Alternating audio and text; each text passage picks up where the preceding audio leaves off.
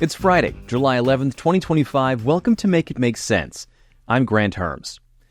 Today on the show, we're going to be doing something a little bit different.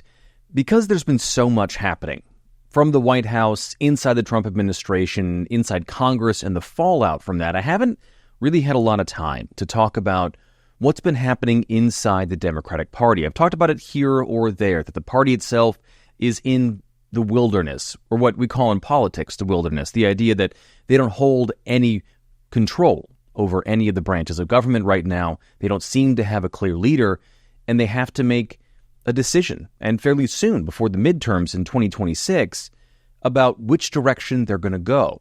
And for me, that became really clear after the victory of the Democratic Socialist candidate Zohran Mamdani in the New York mayoral race. Now, that was just the primary. There's still a general election there, but he was able to garner massive support. On-the-ground volunteers, a pretty savvy social media campaign, coupled with messages that really resonated with people, particularly a group of younger voters, or what we call younger voters, even though a lot of them aren't even that young anymore. Millennials this year will turn 45. And many of them just don't feel like they have the same choices in front of them at that age that their parents and their grandparents had in front of them when they were that same age. And that idea has led to a bigger question that I have, and it's about the choices we're being presented by our leaders right now, and why don't we have better options? It's why I was really excited to talk to Amanda Litman today. She's the co-founder of the organization Run for Something, which helps people, mostly young people, run for office who are outside their party's establishment, and the author of the brand new book, When We're in Charge, The Next Generation's Guide to Leadership. It is a fascinating and fantastic conversation all about, yes, what Democrats should do next, but also what leaders in general across the political spectrum should look like in the future.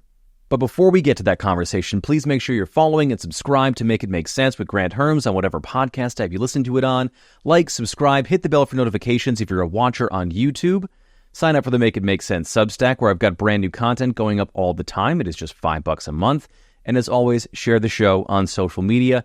It's Mims News Pod. That's MIMS News Pod, all one word, on every platform. I am at Granthermes on X and Bluesky, and at Granthermes TV on everything else. All right, let's get to my conversation with Amanda Litman.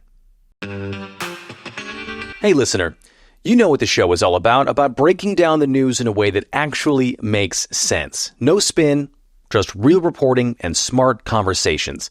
And as an audience, you're sharp, curious, and engaged. And I know that you value where you spend your time and money. So if you're a brand, an organization, or a cause that aligns with truth, trust, and just cutting through the noise, then we want to partner with you. Whether you're launching a new product, pushing a policy, or you just want to get your message in front of an audience that values insight over outrage, let's make it make sense together.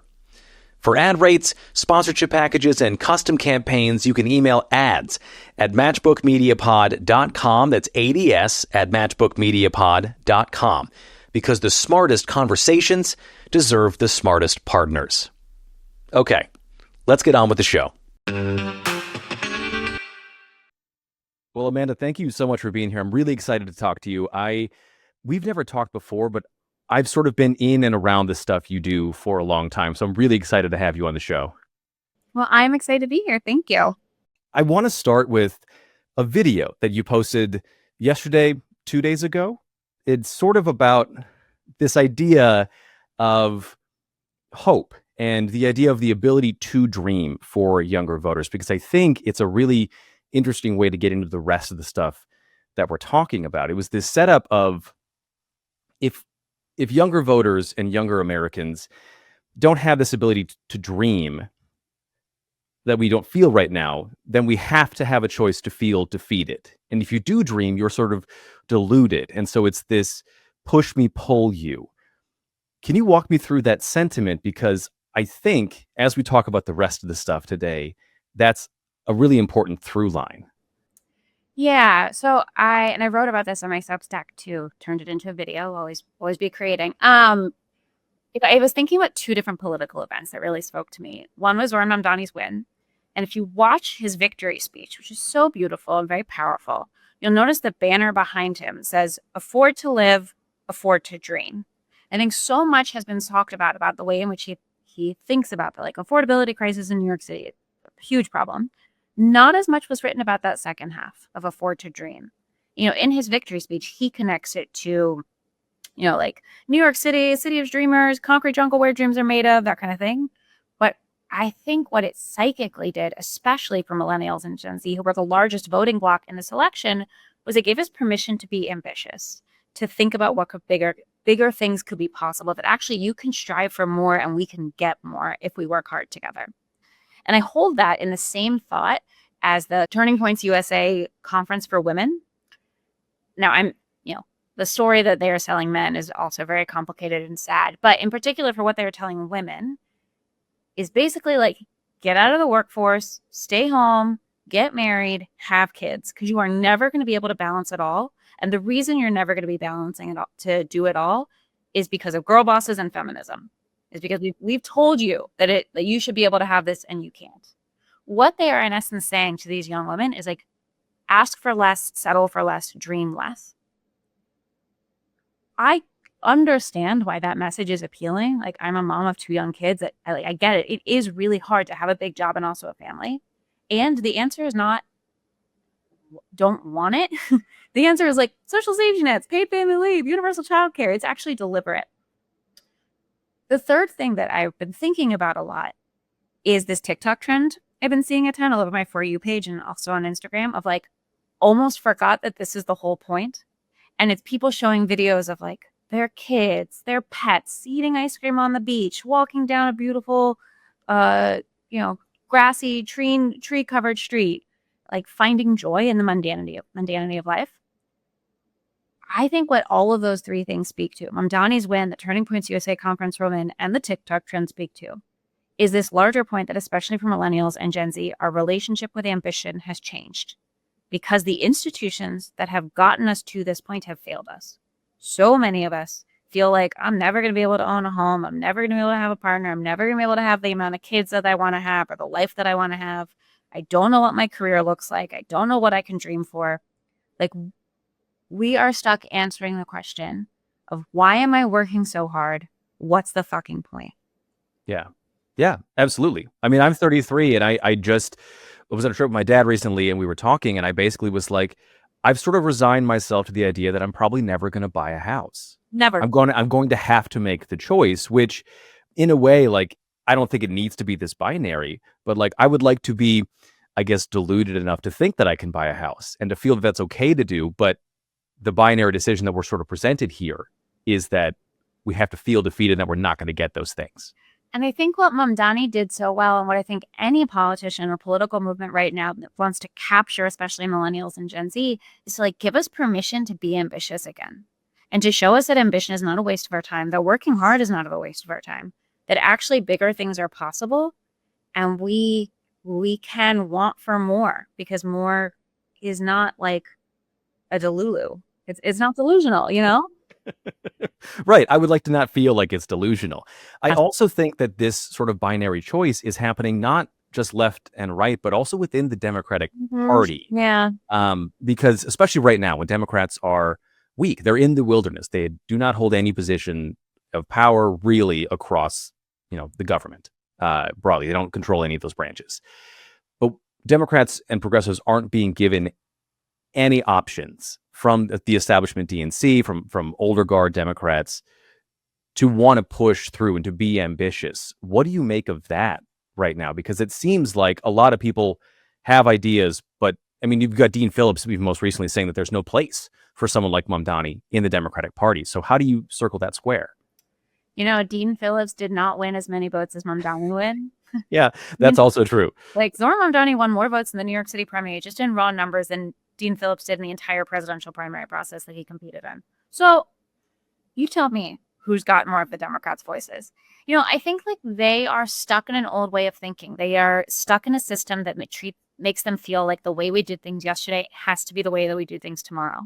I think the only silver lining of Trump, and this is not even a silver lining, but the only thing that we can take away from this moment is that there is an opportunity to rebuild in a totally different way. And we have a responsibility actually to present a different way and to tell a different story. That there are folks who are trying to either triangulate us between, well, not that extreme and not that extreme. Like that misses a central part of leadership, which is you need to have a core set of values. You need to have a vision. You need to have an idea of what could be possible. I think it is so, I don't know, I can't relate to this, but I have to imagine it must be so sad to think like, meh, we couldn't do better than this. But I think that is what the Democratic Party is offering to younger voters. I mean, well, I think that's what the old guard of the Democratic Party is offering to voters. And I think this is where we are, is in a tipping point for who defines the Democratic Party. And I think it's going to change. I think after November 2026, as we go through these primaries and then go through the general, there's going to be a totally different type of Democrat who comes to power. Because the Democratic Party, remember, still includes people like AOC and Maxwell Frost and Zohran Mamdani. And as more of them win these positions, there will be fewer of people like, Dean Phillips, who's no longer a member of Congress, but also people like, Chuck Schumer and any of these older leaders. Not to say that he's not going to still be in office, but like, he doesn't get to define the party anymore. We do.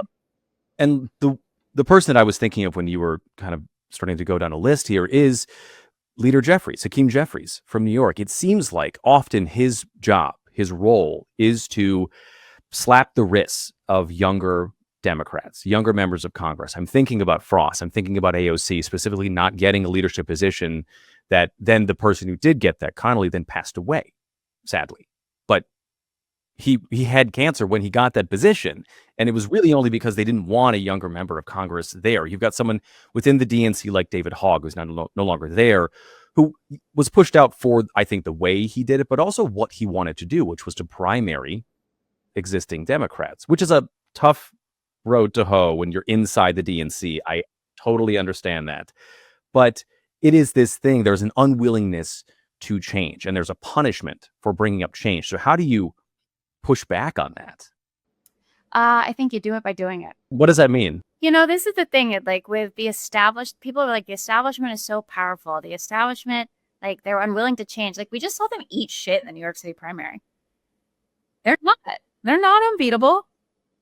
I hear this from the candidates that run for something I've worked with over the years who are now running for higher office, who are hearing from like the DSCC and the super PACs affiliated with these Senate races or the House, D-Trip. Don't get into this primary. You're not going to win. We're going to threaten your consultants. We're going to make life hard to you. And it's like, fine, do it. If you can do it, do it. You can't. You actually don't have the juice anymore. I think that's really scary for a lot of these leaders to think like, I used to have power and now I do not. I find that really comforting. Yeah. They are all bark and no bite. And I think the fact that we are seeing more and more young people get into these competitive primaries, pushing the limits, refusing to say no, take no for an answer, like, that's going to change the party. Even if these candidates lose, the way that they are running their race is going to reshape the incumbents who are managed to hold on, because they're going to feel a bit of a threat. I find it so funny when people are like, well, this is like, I actually heard from someone specifically who told me that some of the establishment folks who work on higher races, I don't want to just give up their name names, Amanda, come on.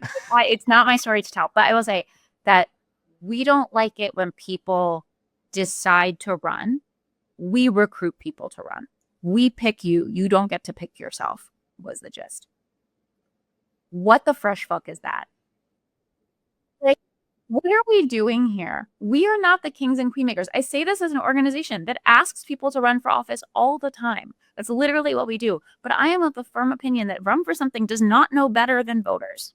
And for us to pretend that we do is the height of hubris and the height of selfishness, and is why we lose. We have to trust voters to make the right decisions, and we should empower as many candidates as possible to be out there doing the work, talking to voters, talking about the issues. Let them decide, because it's their democracy, it's not ours. And it's their Democratic Party, it's not ours. This is like I think a lot about Howard Dean, who's one of my favorite boomers, who, has a spiel that he talks about how, like, millennials and Gen Z. You could petition the banks to do things differently. You could demand better out of your companies. You could write a review on Yelp and take down a business. Like, the power move from the people in charge to the people. And that is a generational shift because of the way the technology has functioned. We are now seeing that in real time in the Democratic Party.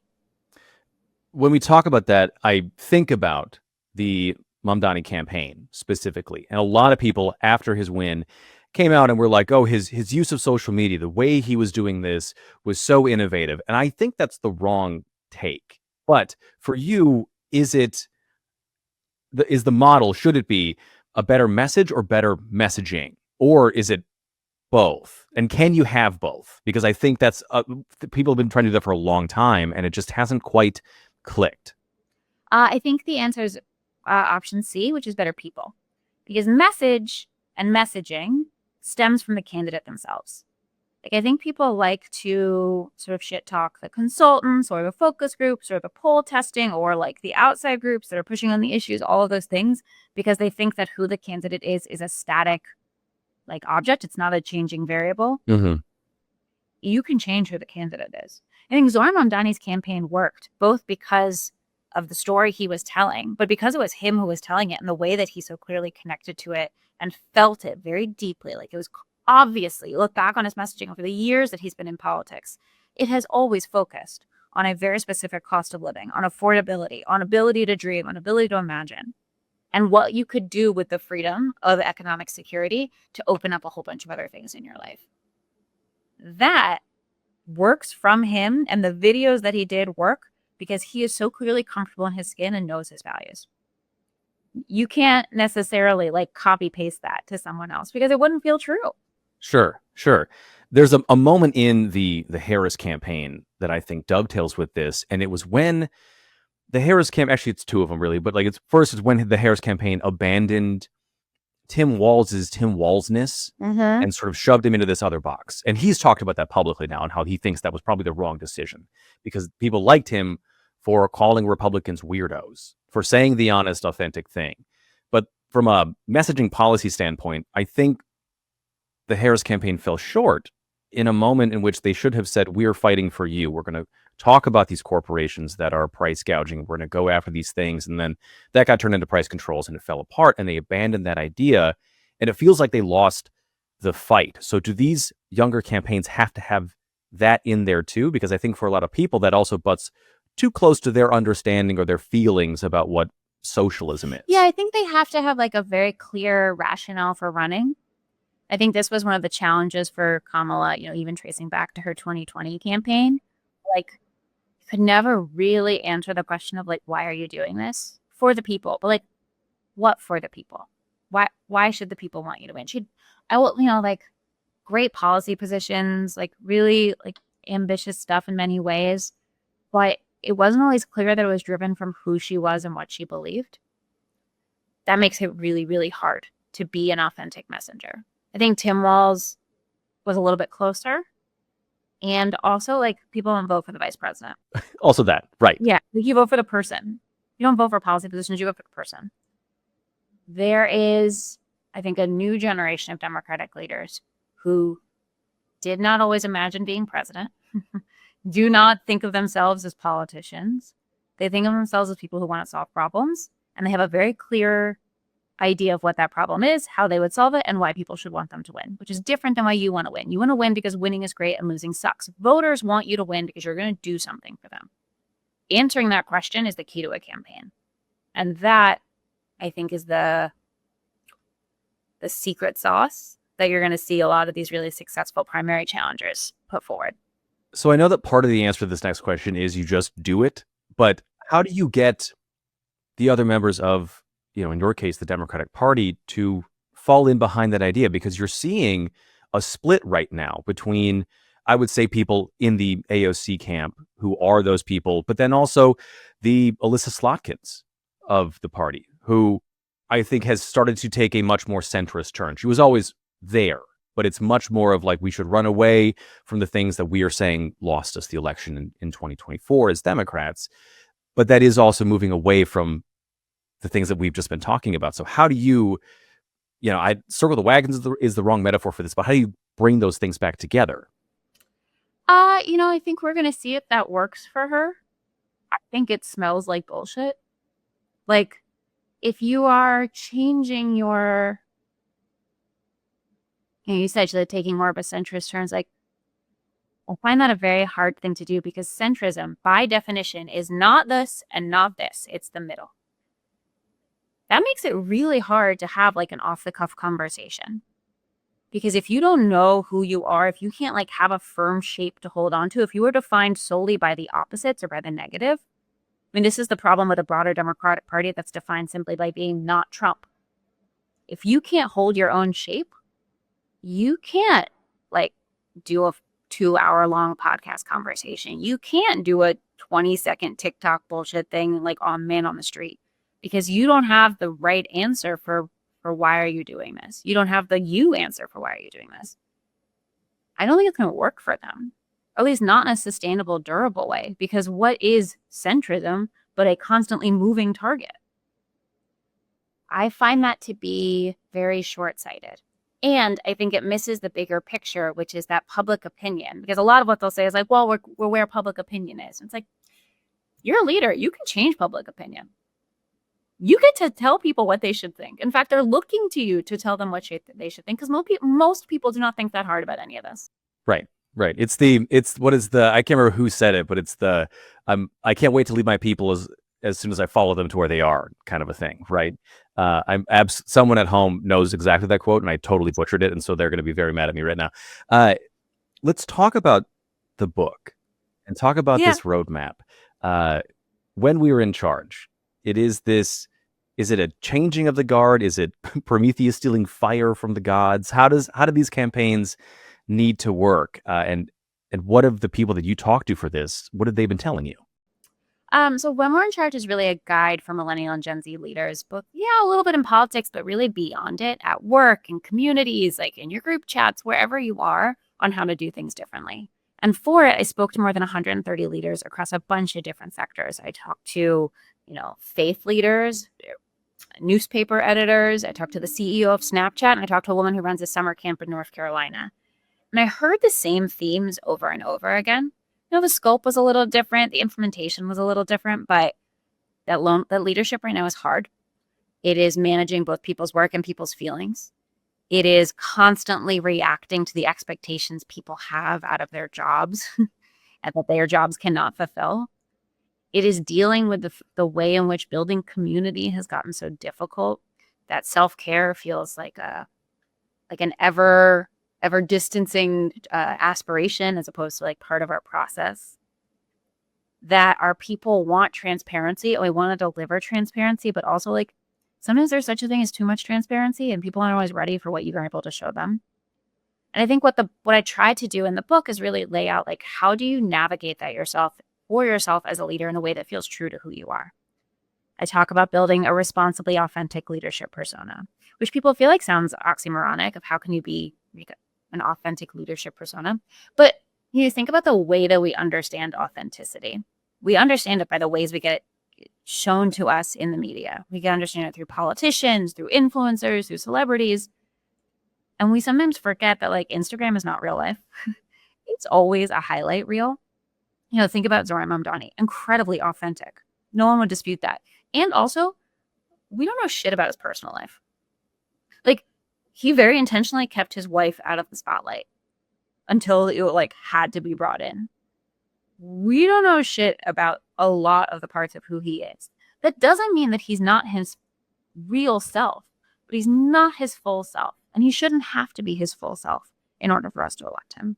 Is that a manufactured authenticity? And then does that make it less authentic? Because I think when people think about authenticity, especially in like social media, it feels not authentic, even though there are parts of it there. I think it's boundaries. I think like, what would the alternative be? Like I describe this in the book as like the boomer great aunt who overshares on Facebook and tells you about her IBS and her stepdaughter's infected nose ring and all of the different problems that she's dealing with. And you're like, actually, that's none of my business. Yeah. Or the like beep bop robot, boomer boss or politician who like never lets you see behind the curtain. I don't think that either of those things are what we want. We want someone who is a person first and a leader second, but who has clearly knows who they are and what they believe and what parts of us they want to give to the world and what parts of us they're keeping for themselves. And the world in this context could be the voters, or it could be the 5 people you manage. Those are the same. It is so important, both for your team, your followers, your voters, however you want to describe it, and your sanity, to have boundaries there and to know what they are and to hold them, and to set the boundaries that serve your team. If you've ever managed someone, your job as a manager is not to be yourself. It's to be the person your team needs you to be, your direct report needs you to be. You don't give feedback to them the way you like to get feedback. You give feedback to them the way they like to receive feedback so that you can better serve them. Leadership is not about the leader. It's about the people you're leading. That is the distinction here.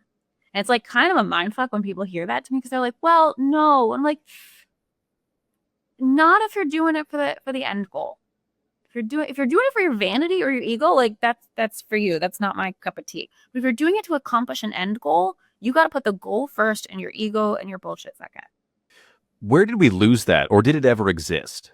I think it's because we've had to navigate it in real time as social media has come to be the forefront of how we consume information. As you have people who constantly are performing themselves online. Because I'll use myself as an example here. Who I am on Instagram, if you follow me on Instagram, is me. But also, you're never going to see my daughters on there. You're almost never going to see my husband on there. And they are huge parts of my life, huge parts of who I am. But they're not for the world. They're for me and my loved ones and the people who know me in real life. That curation of self and the boundaries that I have set there are both in service of my goals. My public platform is actually for the work that I do, but also because those are things that matter to me and that I want to keep safe from the bullshit, That is a thing that if you were a boss even 5 or 10 years ago, you never had to think about. Or you're a politician 10 years ago, you never had to think about. The mediation between leader and follower, or the relationship between leader and follower, has gotten much more direct and much messier as it has also gotten more intimate. It strikes me that idea might make the prospect of leadership, and in the case of the things that we're talking about, running for office, that much scarier to do. I also want to talk about run for something and barriers to running for something, but just the psychological, emotional component of that now makes all of this much more complicated. So how do you explain in the book, how do people navigate that? That tension is the definition of next generation leadership. One of the reviews that I got of the book was so many of her ideas come into conflict with one another. And then they're like, but I think the tension might be the point. I'm like, yes, the tension is the point. That's what makes this so hard. It is difficult. But what I encourage candidates and any aspiring leader to do in this moment is know who you are, know what you're trying to accomplish, know who your team needs to be, and try to get the Venn diagram between the 4. When you develop that, what I call your responsibly authentic persona, you want the distance between who you are as a person and who that persona is to be as close as possible, but you actually don't want them to be the same thing, and that's okay. You want them to be cousins, not twins, sisters, not twins. Mm-hmm. There's a bunch of different tactics that I lay out in the book of how you think about presenting yourself visually, orally, how you do social media, how we do, what's it called? How you run a meeting, how you establish communication norms, how you establish managing your calendar, all of this. It is totally doable. It requires intentionality. And that intentionality is what makes it exhausting. Yeah. And also, I think something that is an anathema to older generations in leadership in a lot of ways. And I think when we talk about this and we have these conversations, a lot of people who listen to this conversation even are going to feel like they're being attacked by these ideas. And depending on the day, you'll get response from people that are too bad, or is there a way that we can like let an older generation down easier or let them into this, whether they want to or not? On that spectrum, where do you fall? I think it's absolutely possible for older leaders to do this. And it's harder because they're not fluent in it. Like, I don't know about you. I have an email address since I was 6. I had a Facebook account since I was in high school. Before I had Facebook, I had a MySpace, I had a LiveJournal, I had a Zynga, I had Tumblr. I was in all these places, like doing weird shit in chat rooms, Been performing myself online my entire life. That component of this is what makes it feel not like second nature, but like going from someone who runs casually to someone who puts together like a training plan for a marathon. It's the same muscles, just different thought process. If you have no idea what a TikTok like FYP is, this is going to feel anathema to you. Yeah. And scary, I would imagine. One of my favorite things to ask politicians and honestly operatives too lately is like, tell me what social media you're on. Like, what side of TikTok are you on? What reels are you seeing? What subreddits are you in? Like, tell me about your social media consumption. And when they tell me, well, I'm on Facebook and I look at Twitter, like, or I'm not on social media, I read the New York Times push alerts. It's like, you don't understand how people consume information anymore. That is not a personal failing, but in order to be a producer, even a little bit, you got to be a little bit of a consumer. When we talk about these things, and I love talking about them, but there is a reality to some of this. A lot of these ideas, specifically when it comes to running for office and taking those leadership positions, it's expensive.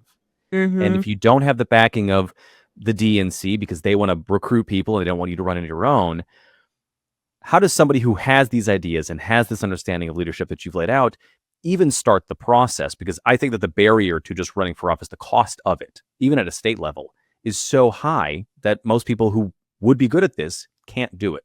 How do we get over that? Part of it is by when people get elected and try to change these structures to really support them. It's very feels politically toxic if you're like, I want to raise the pay for elected leaders. But we need to pay these people more. We're going to get better people in if we're paying them better. It's fundamental hiring. And as much as we can on the outside, like really supporting candidates who embody the kind of leaders we want to see more of.